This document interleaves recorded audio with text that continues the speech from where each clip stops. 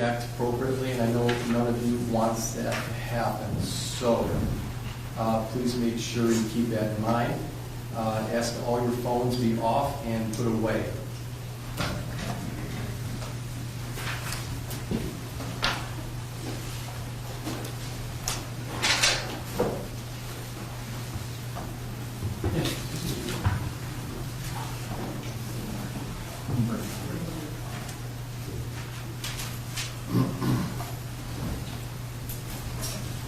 Are you guys done, or are you still? Oh, not even close.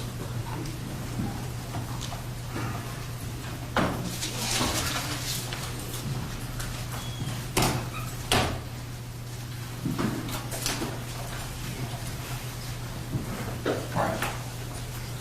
For the record, we are here in the matter of State of Ohio versus Tirrell Edwards. Good afternoon, Mr. Edwards. Yeah.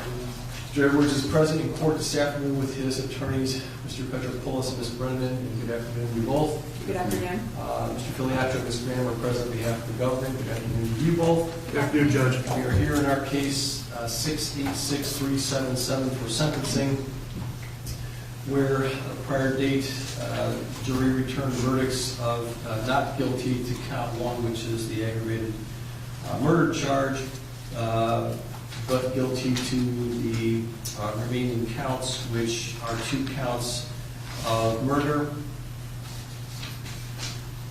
with firearm specifications, 2 counts of felonious assault with firearm specifications, and finally a count of domestic violence. That was a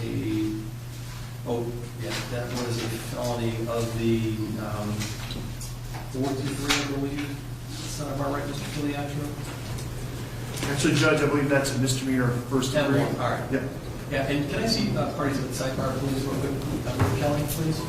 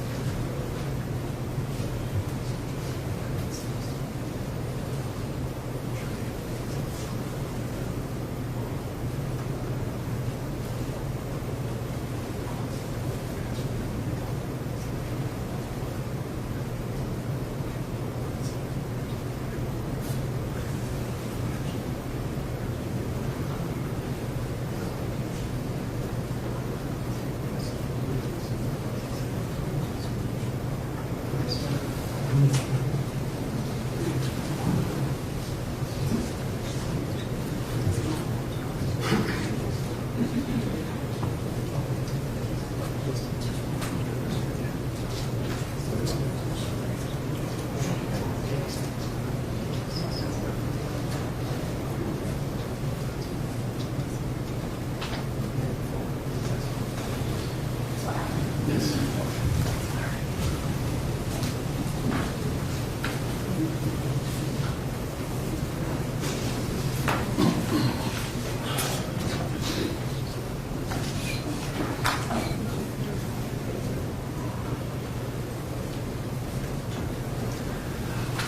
All right, and I did not have the benefit of the preparation of a pre-sentence investigative report.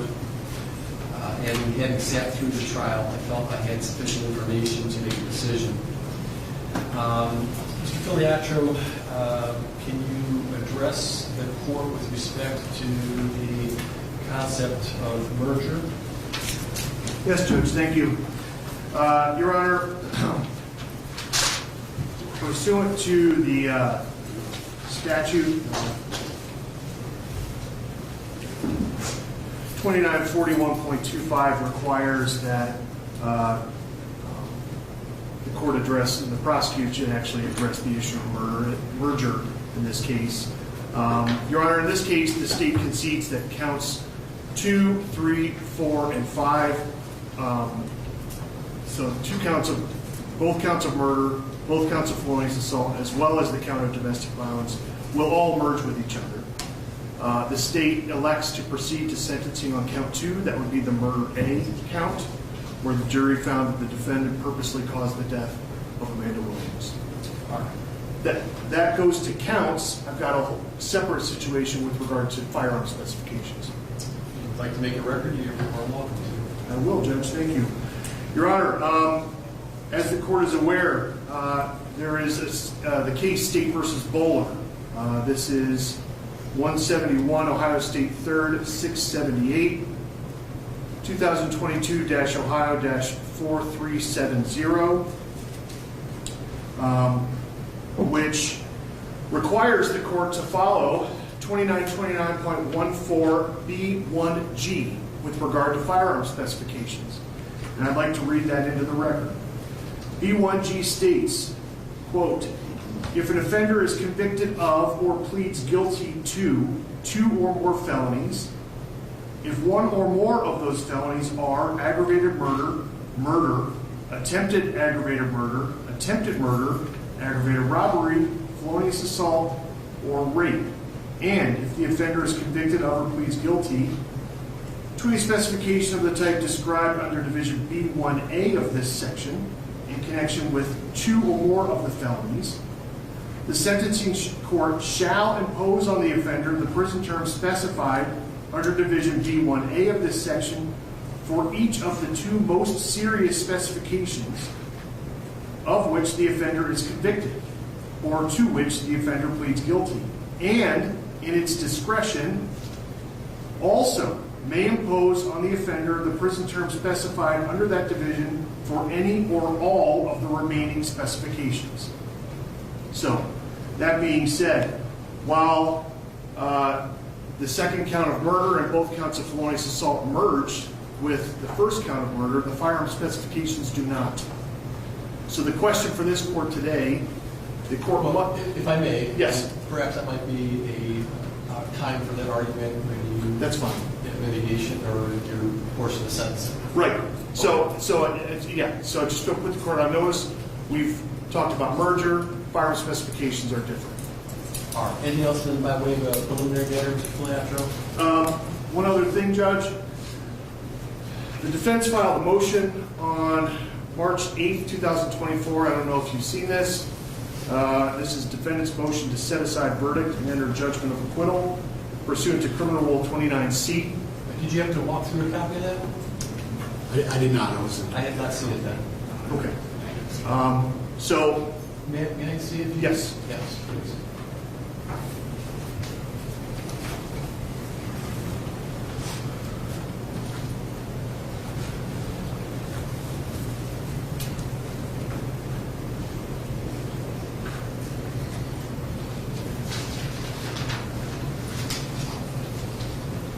Did you have sufficient opportunity to file a written response?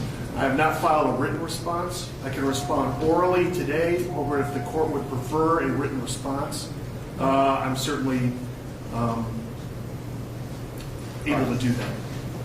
Mr. Petropoulos, this is your motion. What would you like for me to know? no? Well, just Judge, as the motion states, we're asking, based on criminal rule 29, for a motion after verdict or discharge within 14 days of filing of the sentence and entry. Of course, I did it quicker just because of the sentencing date, but basically the argument is that all evidence adduced at trial from the video showing the long butcher knife, the forensic evidence all indicating where it occurred, how it occurred, as well as what was heard downstairs by the only eyewitness. We think that you look at that in the light most favorable, even to the state, that they have not met their burden and would ask the court to set aside the verdict based on that. Mr. Filiatra, I don't know if you are prepared to respond. If you are, I'm happy to hear it. I am prepared to respond to that, Judge. Thank you. Your Honor, the problem with the defense's motion is that a lot of what we know about what happened to Amanda Williams only comes from the defendant himself. Why do I say that? We've got video 1 that was taken at 11:31 p.m. Video 2 is 1 second long, taken at 11:32 p.m. Video 3 is taken at 11:38 p.m. So there are roughly 7 minutes of time in between the first video and the third video that we don't know what happened other than coming from someone who was there. And the only person who was there who can say anything about it is the defendant. So here's his real problem, is that he's not believable about what happened in those 7 minutes. The state needed to prove that he did not use self-defense. So the state needed to prove either he created the situation or added to it, he did not have reasonable grounds to believe he was in immediate danger or death, he did not have an honest belief of that, or he used unreasonable force. We needed to prove one of those 4 things. And his problem is he gave conflicting statements on very key issues. In the zone car with Officer Vidic, he gives his first story. Her eyes got real red. I seen like a demon coming out of her. She got a butcher knife. I recorded her on my phone. Then she goes back downstairs. That is when I went and put my 2 guns in the car, thinking she is going to calm down. Then she gets the knife again, and he records her again. So what's he saying there in the zone car? In that 7-minute time frame is when he put his guns in his car. And later on, he says why he did that. He says, because I didn't want to use them. His words. I'm sure the court remembers this. The next day, though, everything's different when he's interviewed in the station. Now it's, she told me to sleep with one eye open, and she held me hostage for that whole time frame. And she reached for the guns. And that's why I took them out, because I didn't want her to use them. That begs the question. In the second rendition of what he says happened in those 7 minutes, when did she reach for the guns, causing him to take them down to his car, if she's holding him hostage that whole time? It doesn't make sense. Nor does the fact that him saying she held him hostage when she clearly set the knife on the ledge in video 1 and then walked towards him with just the lighter in her hand. Those are big problems for the defendant in his story of self-defense, which he gladly told over and over again to Officer Vidic, to Lieutenant Johnson, and then to the jury on the witness stand. The state's evidence against self-defense is the defendant's lack of credibility, combined with his strong desire for the police to to go up there before Tyler went up there. You'll remember from Officer Cologne's body camera that he said, get in there, get in there. She wants to go up there, don't let her see. And the knife's still up under her. He says to Officer Vidic, she was holding the knife in her hand when she fell. We know from the medical examiner that is patently false, because one of the shots he fired at her went through her neck and caused her instant paralysis. She could not have held that knife anymore when she was shot at that very moment. Instantaneous. So there's no way she could have been holding that knife as she fell to the ground. There's no way she could have been holding that knife when she was on the ground. Yet that's exactly what he told police. And I will also point you to video 3 at the end of it. You don't hear a word from the defendant after he shoots her 6 times. You hear Tyler saying, "What y'all doing up there?" But you don't hear a word from him, and then you hear rustling. You hear movement. It was the state's argument to the jury that that's when he could have slid the knife right under her body, knowing exactly where it was to tell the police where it was when he was downstairs. Contrast that with Officer Jordan, who went upstairs and immediately went to help Amanda Williams and never even noticed the knife until EMS was up there. That is the difference between someone who cared for this woman and someone who purposely killed this woman. So, that being said, Judge, his self-defense was thoroughly defeated at trial, and this motion should be flatly denied. Thank you. Well, the jury received instructions from the court, specifically as it pertains to self-defense.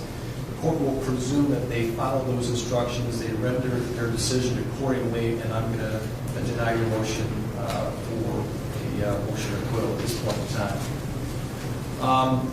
Going forward, for everyone's edification, Mr. Petropoulos, Ms. Brennan, I'll first hear remarks from you with respect to mitigation. If there is anyone else who is here that you wish for me to hear from them on your client's behalf, it's in your direction. Next, I'll hear from the state. Mr. Filiatro, whatever remarks you may have, and anyone who you would like to have me hear from, again, will be in your direction. And then finally, Mr. Edwards, you'll not be required to say anything to me, but if there is anything you would like to say to me at the end, it'll be that final moment in time. With that, Mr. Petropoulos, Ms. Brennan. Thanks, Your Honor. Judge, preliminarily, Tirrell Edwards, minimal record. He was working 2 jobs at the time of this, one at UH, and then he was also delivering for Walmart. 3 kids that are still minors. Pays child support out of his checks every week, and a minimal criminal background. His father's here, as well as a couple of uncles. Throughout this process, I think he, as well as his family, have conducted themselves a certain way. He stayed on the scene, talked to the police multiple times, and regardless of what is being said about it, it's sort of like he's being picked apart for different inconsistencies that we'll agree to disagree on, but he cooperated. When he was asked for follow-up information, he provided it. When he was indicted in the middle of one job heading to another, he still turned himself in within hours. So he's conducted himself a certain way. I think there has been a lot of misrepresentations about things in the past, from bond hearings where there was allegations of he stomped on her.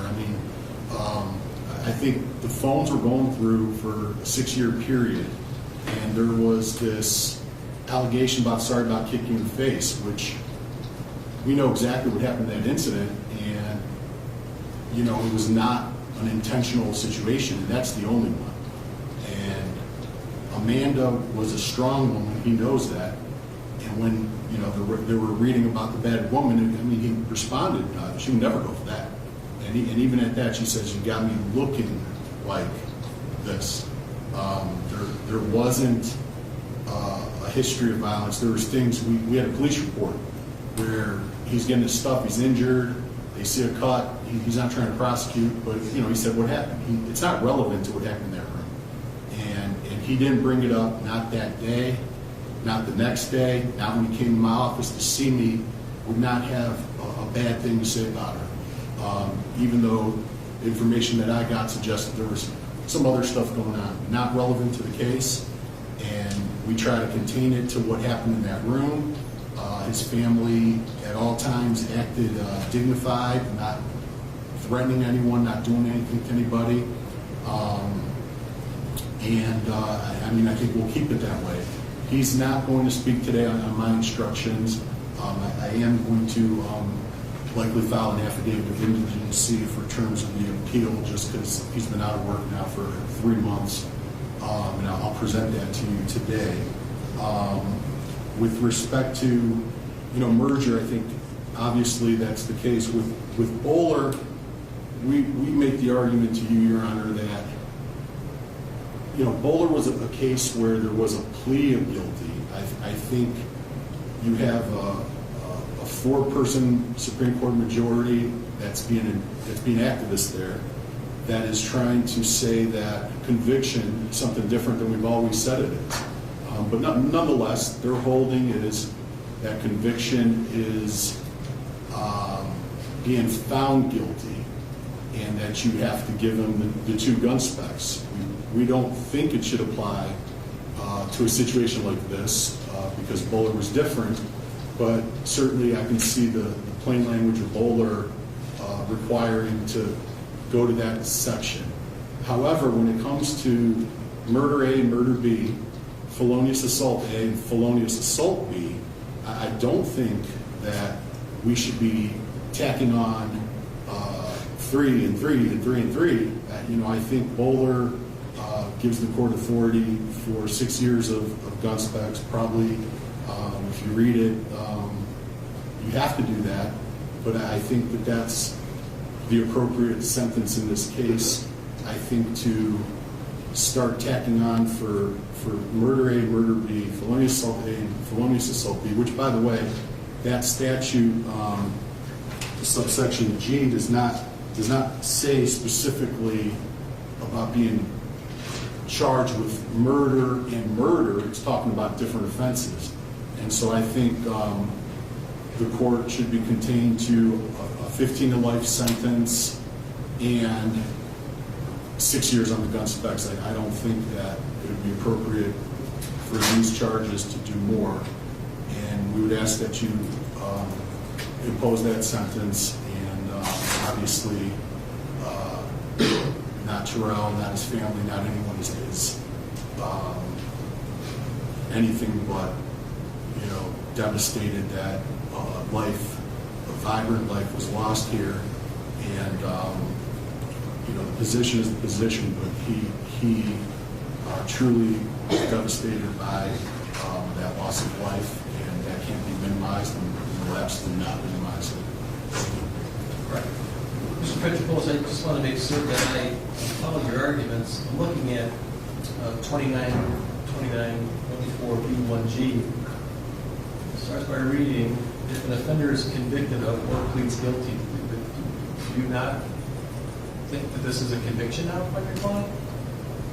Is he not convicted? Well, so what Bowler does is it says upon conviction, merger has occurred, and therefore, at sentence, the argument had always been, well, then you only are convicted of one thing. They're reading conviction to mean found guilty. So you're convicted of all the offenses. So now you're required under Bowler for the multiple offenses to give consecutive sentences on the 2 most serious gun specs. And what I'm saying is I recognize that's what they say, but that flies in the face of how it had always been done. And I think in Bowler, I think there was differences, and I understand that, you know, you read it, that's what it says. So likely you have to do that. But I would argue on that would be on the felonious assault and murder. I think to say on murder A and murder B and felonious assault A, felonious assault B, I think that's a little different, and I don't think the statute clearly specifies the same offense, 2 murders, 2 felonious assaults. It talks about 2 of the other ones. So yes, clearly, based on that ruling, they're saying you have to do 2, but I don't think that it should be beyond that for 2 counts of murder and 2 counts of felonious assault, the same offense. Thank you. There's no one else who wishes to address the court on behalf of your client at this point? We've talked extensively, and I just gave the family's position that everybody has been obviously devastated by this. No one is going to do anything different than what's been done in the past. Very good. Mr. Filiatro, I should also indicate for the record that I have received numerous, and I don't say that in a disrespectful way, but numerous letters on behalf of Ms. Williams and her family, which I have read each and every one of them, so I want to acknowledge that I received and read those. And then, Mr. Filiatro, on behalf of the state. Thank you, Judge. Your Honor, I'll begin by addressing the firearm specifications argument that the defense just made. Bowler is talking about what to do when offenses merge, but the firearm specification statute, B1G, says what it says. Paragraph 20 of Bowler. This application of the plain language of the statute furthers the apparent legislative goal in enacting 292914B1G, and requiring that offenders like Bowler be subject to separate prison terms for multiple firearm specifications. The General Assembly appears to have acknowledged that the use of firearms in certain violent crimes should carry a hefty penalty. Paragraph 21. We note that 294125's merger provision does not override 292914B1G, as the latter is the more specific and the more recently enacted statute. Firearms and the use of firearms, especially in cases of domestic violence, which is what we have here, pose an extremely dangerous situation for people in those relationships. And that's exactly where Amanda Williams was. And the text message, and I'm about to read it here word for word, that the state brought up during the trial, shows that. If you remember, Judge, the defendant sat in the back of Officer Viddick's car and said to himself, "Why did you grab that knife? Why did you grab that knife?" Amanda told him why she grabbed that knife in video 1. To defend myself, is what she said. And he sat there and said to this jury, I was never violent with her. He told the police all about things that she was like, never once mentioning himself as part of it. On November 27, 2020, she wrote a text message to him that reads as follows: "Every time I look in the mirror, I get angry all over again. To walk around looking like a battered woman is not only embarrassing but humiliating. To use your foot to do damage is one of the ultimate sign of destruction. And you complain about me being a strong woman. Well, if I weren't as strong as I am, I would have had you thrown in jail and exposed you to everyone." No response needed was her next message. His response was, "I'm glad we're both strong, and I hope you feel better. I'm sorry for what I did."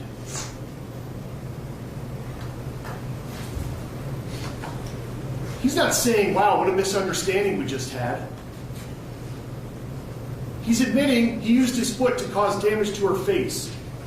His next response, "I just wish the love we say we have for each other would show every day unconditionally."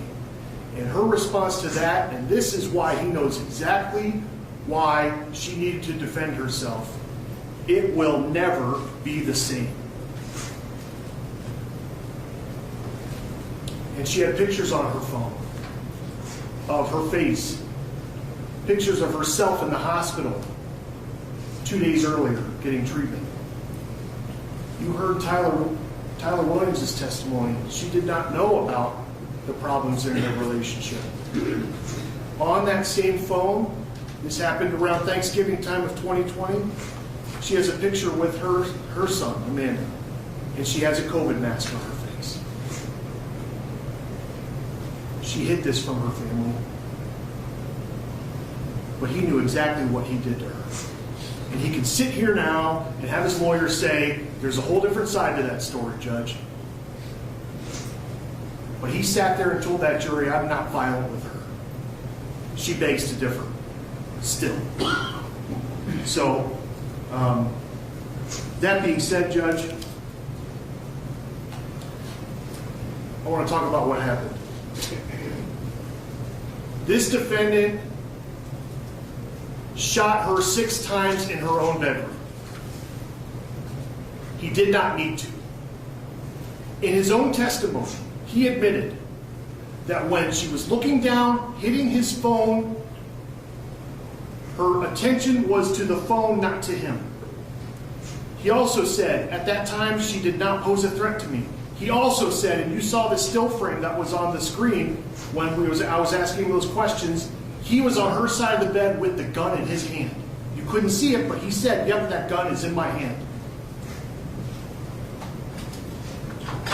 And never once on that video did he say, "I've got your gun. Please stop." And he did not try to defuse that situation. He had an opportunity, and he killed this woman. For that, severe punishment is needed. That being said, Judge, I have with me, as you can see, this courtroom is full of Amanda Williams' family and friends. You've seen the letters, many of them being her sorority sisters, community members. To say she will be missed in this community is an understatement, a severe one. To say she will be missed by her family is just not true. She won't be missed. She will be missed. She is missed. So, Judge, with me is Mr. Ian Friedman, who is the Marcy's Law lawyer for the family, and I'd like to have him come up with, we've got a couple speakers, and then Mr.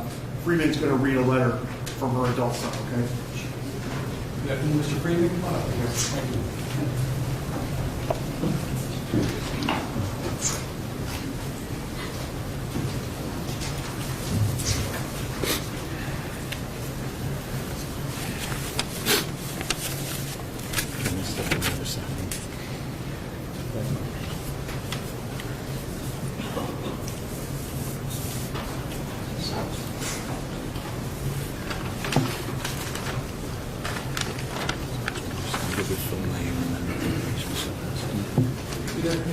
Hey, how you doing, Judge?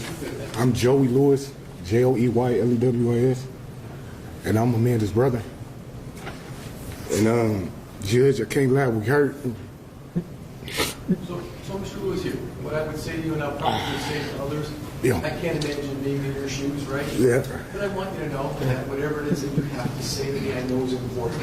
Yeah. And so I encourage you maybe take a couple of deep breaths. Yeah. And then Let's whenever go. you are comfortable, Right. I'm willing to take as much time as necessary Right. for you to be heard. Okay? Okay. Right. Yeah, I'm going. Phew.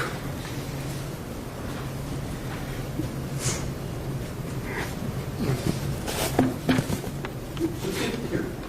I'll do it with you. Take a couple deep breaths. All right, take a deep breath. We're going to hold it. We're going to let it go. Okay, so deep breath in. Hold it. Yeah. Yeah, we heard him, Judge. We heard. One more time. Deep breath in. Hold it. Yeah. Okay. Yeah, I was raised with her. My mother had 2 kids, me and her.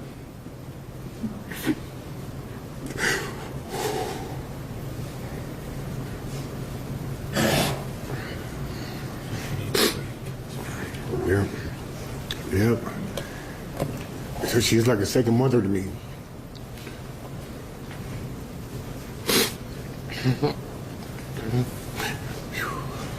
So here, if I can, just look at me and talk to me. Tell me about it. Right. Tell me about it. In your own words. Yeah, so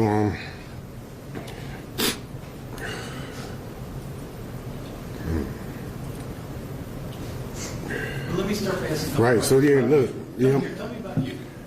Right. I'm her brother. She had a big part of raising me. Okay. She made me the man I am today. What do you do for a living? I'm in management. Okay. Right. So yeah, in town? Yep. Okay. So yeah, I'm cool. Okay. Yeah, so it was a big part of she's a big part of my life. We was raised with my mother. She had 2 kids. We both got grown, left the nest, and went on our own ways. Man, she was special. My sister did everything right in life, but running across Tirrell. Man, I can't imagine I can't even look at my niece and nephew too long. I can't imagine what they're going through. You know, they trusted somebody. Right. They trusted somebody, and this what he did. I've been around him a lot. I've been around him a lot, and I never. He a wolf in sheep's clothing, a little wolf. I didn't expect. I'm so glad I met him, so I could protect my daughter from people like him. He's very smart. He's a very smart dude. We're the same age. We talk. He's very smart. He can manipulate that situation any way he wanted to, and he did exactly what he wanted to do. Exactly. Man, I can't begin to tell you how special she was. I mean, people, she did everybody here. I can imagine them getting their hair done and not thinking about her for the next 10 years. It's just, he know what he did. I know that, you know, I can't forgive him for this. I can't, personally, because he's a man. I know how smart he was. I know he could have made the right decisions. You know, he could have been at Daytona Beach with his bike. He wanted to do exactly what he did, and that's what he did. And I am gonna keep going. I mean, I beg. He gave my sister everything he had. He gave her everything he had to give her in that gun. Every ounce of it. Please give him what you got in your, or every ounce of what you can give him. He didn't give her no. How could you kill that woman like that, Tirrell? Tell me, man. How did you do that to her, man? I just can't understand it as a man. I go through problems with my girl, but how a man can do something like that to the person he's saying to love. He came to me, and my sister she put together our family reunion every year. And I walk up, and he pulled me to the side. As soon as I walk, he said, man, I want to ask you, man, can I marry your sister, man? Show me a ring. I gave him dap. I said, man, I'm rooting for you. I just had got engaged myself. And I feel bad. I feel like I'm responsible for a little bit of this. I put trust in somebody like this, man, and I'm glad I have the opportunity to meet him, man, because I can protect the women in my family now and look at people different. Man. It's not your hat to wear, though. I Yep. appreciate what you're saying, but Yeah. it's not your hat to wear. I think he shouldn't have. I think that's why he stand up. He shouldn't have no problem doing whatever you got to give him. My great niece got to grow up. She was there. She told my daughter, they both the same age, 4 years old. I come home.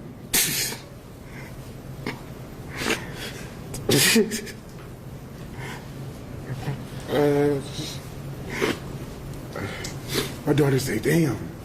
I'm sorry, excuse me. My daughter say, yeah. Tyler said her papa killed her G-Ma and she was in the room asleep. I say, damn, I can't believe that kid, 4-year-old, can understand something like this. But I need her to be grown enough before he get out, so she can process this and learn how to forgive, I guess, from this. I don't want her as a teenager getting out and all the going through life, and then something like this hitting to just make it that much worse. She need to be grown enough, I think, where she'll be able to understand it and be able to forgive. That's all I got. I mean, that's it. You know, Tirrell, okay, I mean, go do your time, man. You put yourself in this position, man. You know, we liked it you a little bit, but she liked it you, we liked it you. I tried everything in my everything to like you, man. And that's what you did. I think it's about to be lenient. You can't get enough time right now. Thank you for your time, Your Honor. Thank you for We your appreciate it. All right.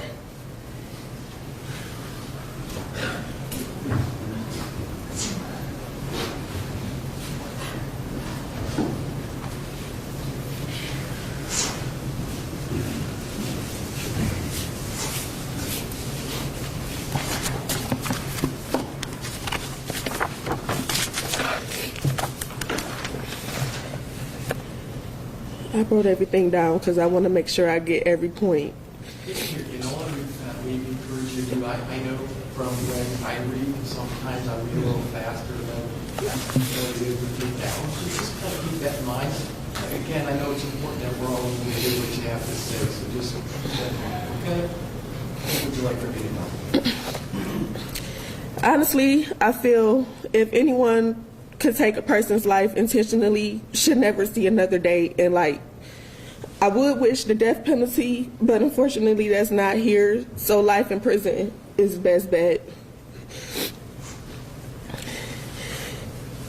I just can't stomach the fact that I have to live the rest of my life without my mom. My daughter has to live the rest of her life without her grandma because a coward wanted to take her life. My mom did not deserve this at all. My mother was a family-oriented person. She was my motivator, my best friend. She was the glue to this family. She was my guidance, my everything. I just can't live without her, and I can't imagine just living life without my mom. I can't never call my mom again and tell her I love her. I can't never call and tell her about my day, about how my daughter is doing, how she's growing up. I can't do that no more. He can do that. He can still call his mom. He can still call and check on her. They can all call and check and see how he's doing in jail. We can't get my mom back, ever. My daughter has to grow up without a grandma. She won't see her start kindergarten. She won't see her turn 5, grow up, be a teenager. She won't see any of that. I'm about to be 30 years old. My mom won't even be here to see that milestone. She won't be able to see my brother graduate college or anything like that. I can't believe she's not here no more. How can I ever explain to my daughter that my mother is never coming back? That's the one that she called her papa, the only one that she knew, the only person that she was around for 4 years. How can I even explain that to her?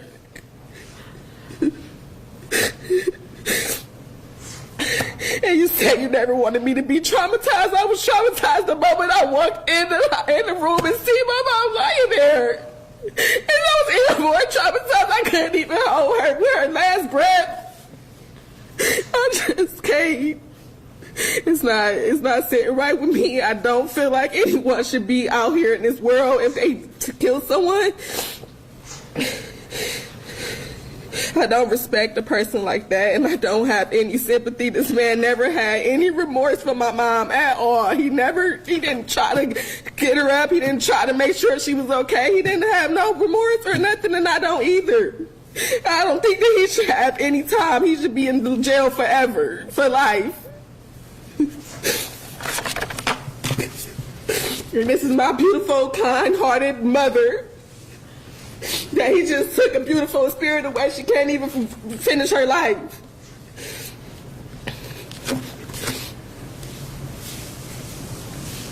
Thank you.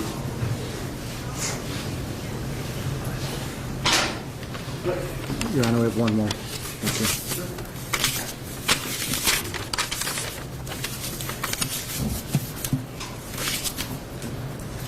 Your Honor, as Prosecutor Filiatro said, I will, Ian Friedman, have represented the family pursuant to Marcy's Law, and I was provided a statement from Amanda's son, Tristan Bentley, and so I've been asked to read it, and I will read it exact as presented to me. And it's entitled, "In Loving Memory of Amanda Williams, Victim Impact Statement." And it says, "Firstly, I would love to thank the team of prosecutors for doing an amazing job in helping provide a sense of closure for my family. The impactful death of my mother was something nobody in the family could prepare for, leaving behind such traumatic scars. Being my mother's only son, we were very close, and I would tell her about everything going on in my life. She impacted a lot of my decisions. She was always there for me. She had unconditional love and support always. Our relationship was so strong. She taught me how to turn everything into a positive and to limit any negative talks. She lit up every room with her glow and positive energy. In ways, I made personal decisions that would make her happy, things she would be proud of, and things she did not experience in her life that I could introduce to her. I learned a million things from her, even if it was not an intentional lesson. She showed me what a sophisticated woman looked like in this world, how to maneuver through life while juggling your own business, while also showing me how to treat people you care about. As I grow older and continue further in my life, I realize that things will never be the same now that she is gone. Little things throughout my daily life impact me heavily. I cannot even listen to some of our favorite songs without crying. The heartbroken memories as I pass the places we went to from the time she visited me at school. With her being such a family-oriented person, holidays were very important. Now holidays just have an empty void without her being the light in the room. When things happen, my first thought is to call her and let her know what's going on. I can't tell my mother about having my best academic semester yet. I cannot tell her about the summer research program I got accepted to partake in. I'll never be able to buy her that new house I talked about since I was a kid. My mother won't be able to see me graduate from the Air Force Academy in 2025, a decision that she helped finalize. My mother won't be able to see me advance through my military career. My mother will never see me striving in graduate school. My mother won't be able to see me have my first child, who she would have embraced so lovingly. There was still so much knowledge to gain from her, actual life skills that I have yet to encounter outside of my school agenda. In my young 21-year-old life, my mother still had so much potential to see from me. Tyler and me, my niece, Tylene, however, that ability was stripped from her in the comfort of her own home. Today and for the rest of my life, I'm mourning the loss of my mother. Although my mother is so far, God willing, our bond will remain strong. This sentence in no way could bring back my mother's life, but it will keep the defendant from being able to commit any other nasty acts, such as the one that took Amanda away from everyone. Thank you. Thank you, Mr. Friedman. Anyone else at this point, Mr. Friedman? If no one else from the family, thank you. Thank you. Thank you all. Mr. Filiatro, Mr. Graham, anything else on behalf of the government? No, Judge, thank you. Mr. Edwards, I know Mr. Foles rather indicated you did not wish to make a statement, but if so, is there anything you'd like for me to know at this time? No, Your Honor. So a couple of things. First of all, I believe because of the nature of this conviction, you will be required to enroll as a violent offender. That form here, which I'm going to read to you at this point in time, it reads as follows. You have been convicted of or pleaded guilty to a qualifying violent offender offense as defined in Ohio Revised Code 2903.41. You are required to enroll in person with the sheriff of the county in which you establish residency within 10 days of coming into that county, or if occupying a dwelling for more than 3 days in the county. You're required to provide the sheriff certain information, including your social security number, full name, and any aliases you use, your residence address, information regarding the offense of which you were convicted or pleaded guilty, a description of any scars, tattoos, or other distinguishing marks on your person, the name and address of any place where you are employed or attend school, Any driver's license number or commercial driver's license number or state identification card number issued to you. The license plate number of each vehicle owned or operated by you or registered in your name. The vehicle identification number and a description of the vehicle must also be provided to the sheriff.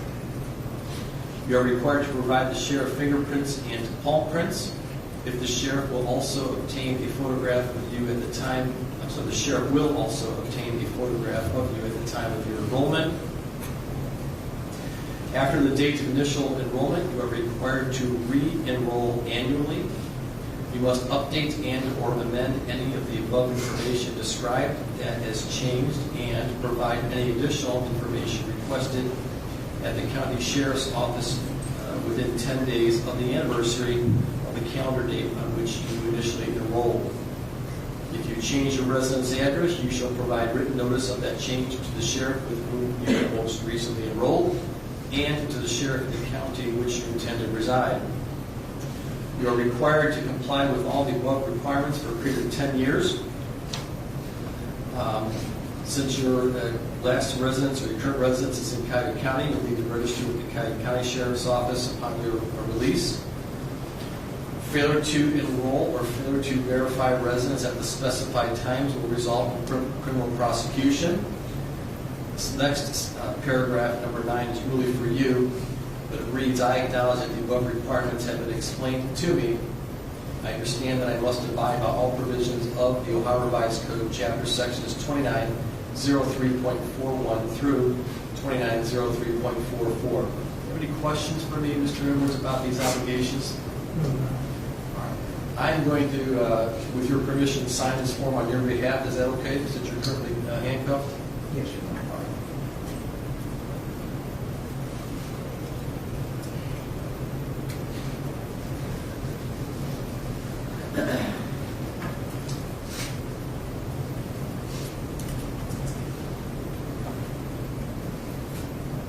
The last paragraph is really for me. It reads, I certify that I specifically informed the offender of their duties as set forth above. They've indicated to me an understanding of those duties. I believe that to be an accurate statement, so I will execute this form as well.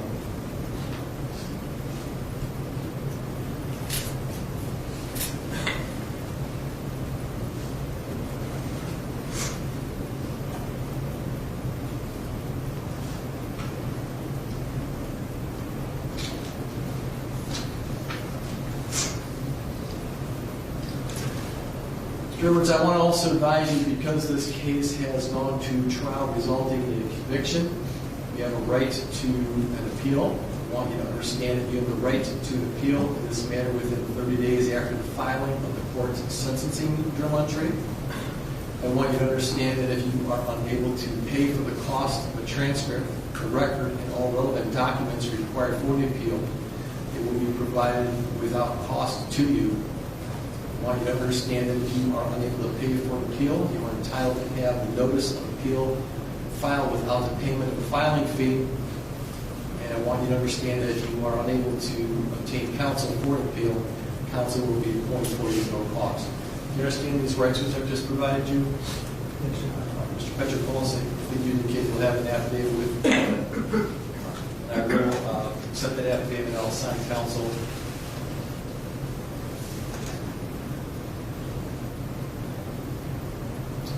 You know, to say that this is a tragic case is an understatement, to say the very least. The loss to this family and the community is immeasurable, and there is no amount of time, in terms of years, that is anyway meant to or will ever equate to the loss of Amanda's life, and to do so or to try to do so really is disrespectful to her memory. I do find that counts 2 through 6 merge, and we'll proceed to sentence on count 2. Sentence on count 2 will be a 15-year sentence, or actually it's a life sentence with parole eligibility after serving the full 15 years. That will run consecutive to 2 3-year firearm specifications pursuant to 2914B1G. Additionally, I'm going to serve an additional 3 years of firearm specifications, again pursuant to my discretion under 2914B1G. I'll not impose any fines. I will have them pay one half of the court costs and proceedings. I'll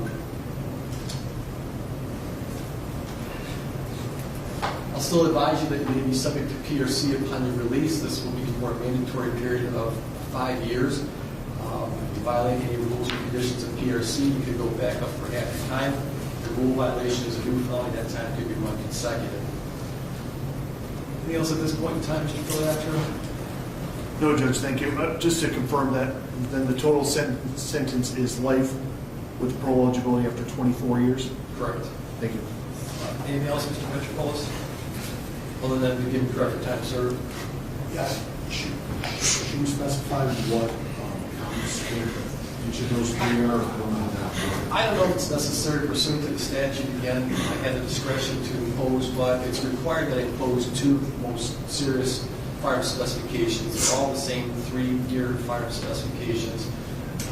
If it makes a difference when we're reviewing in court, I will merge the 2 firearm specifications for each of the felonious assault counts into 1 3-year firearm specification. But that'll run consecutive to the 3-year firearm specification on count 2, the charge of murder, and consecutive to the 3-year firearm specification on count 3, the charge of murder. Anything else, Mr. Petropoulos? No, Your Honor. All right, and we give credit for time served. Sheriff of Transport. Thank you. We'll be in recess. All rise. Court now in recess.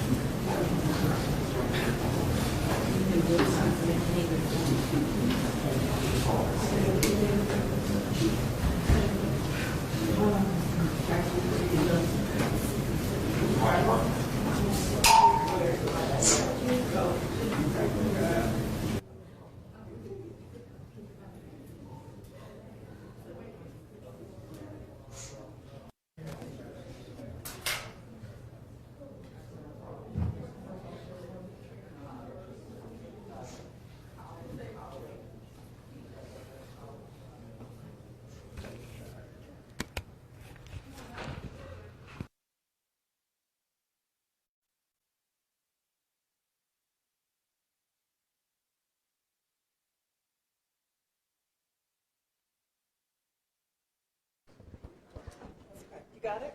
Don't